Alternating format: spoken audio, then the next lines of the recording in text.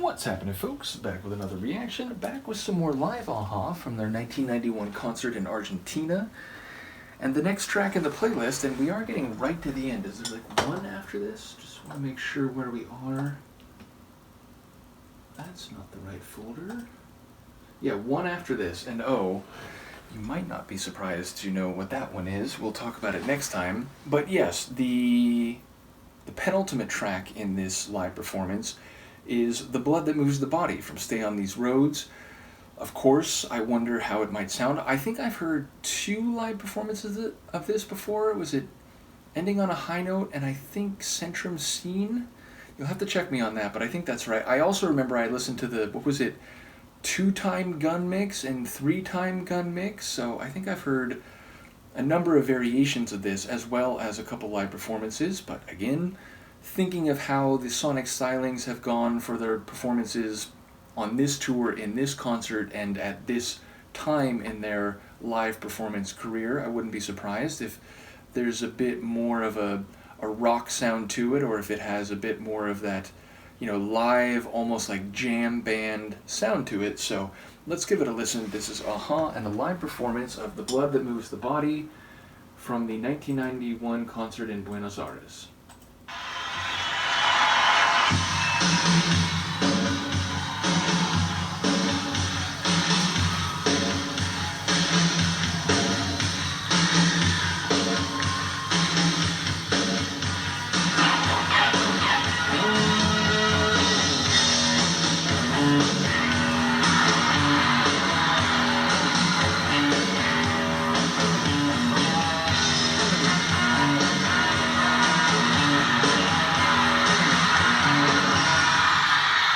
It's the way you feel tonight as it's all real, alright. My love wants you, wants you. My love, you know how to react to.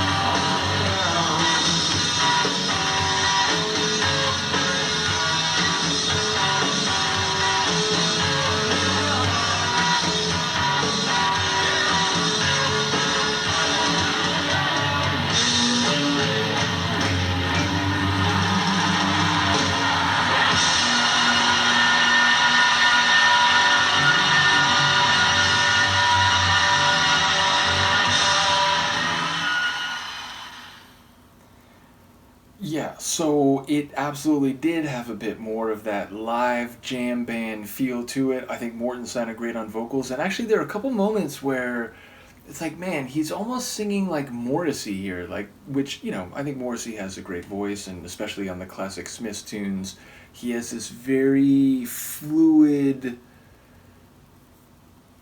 flexible, for lack of a better word, melodic fluidity, fluidity. Good phrasing there, Matt.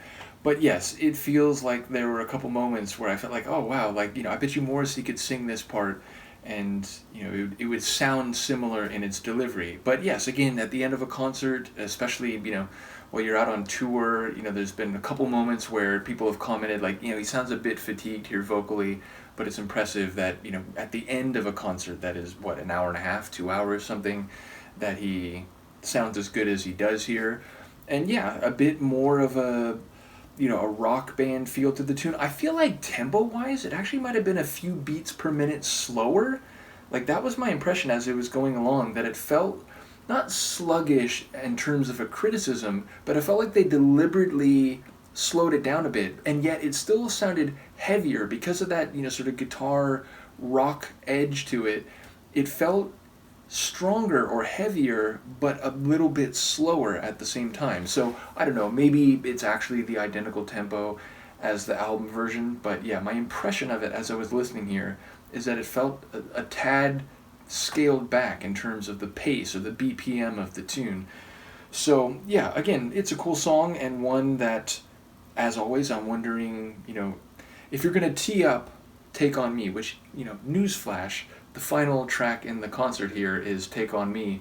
If you're going to cue up the classic hit, the one that, is forever their mega hit as the final tune of the concert, I do wonder why this song was chosen as the track before it, which, again, I enjoy this tune, but fair to say, a tune like The Sun Always Shines on TV or Manhattan Skyline or some of their other really impactful tunes, it makes sense maybe not to put that right before Take On Me, because they almost get in each other's way. I talk about it as a techno and trance DJ. I use a different meaning when I say the word filler. For me, filler is a really good tune and one that maintains the vibe of your set and the feeling of the mix you're doing, but in a way it allows other bigger tunes around it to stand out more. It's like it bridges the bigger tracks, the more marquee tunes in a set. And so obviously a set of songs by a band at a concert is not quite the same thing, but I think balancing that set, that playlist, that track listing, there's a similar logic to it, in that you don't want two big songs to kind of get in each other's way, or to sort of exhaust the crowd, and then you go through a few tunes in a row that are more middle of the road songs, stay on the middle of the road. I'm having too much fun here. But yeah, it makes sense to me maybe to have a song like this before Take On Me rather than another like absolute marquee tune. So that's just a thought I had in the moment, and maybe that wasn't the thought process at all, but that's what occurred to me just now. In any case, it's a cool performance of a cool tune, and I enjoy the heavier rock feel to it. Let me know what you think, and I will see you for the next one. Peace.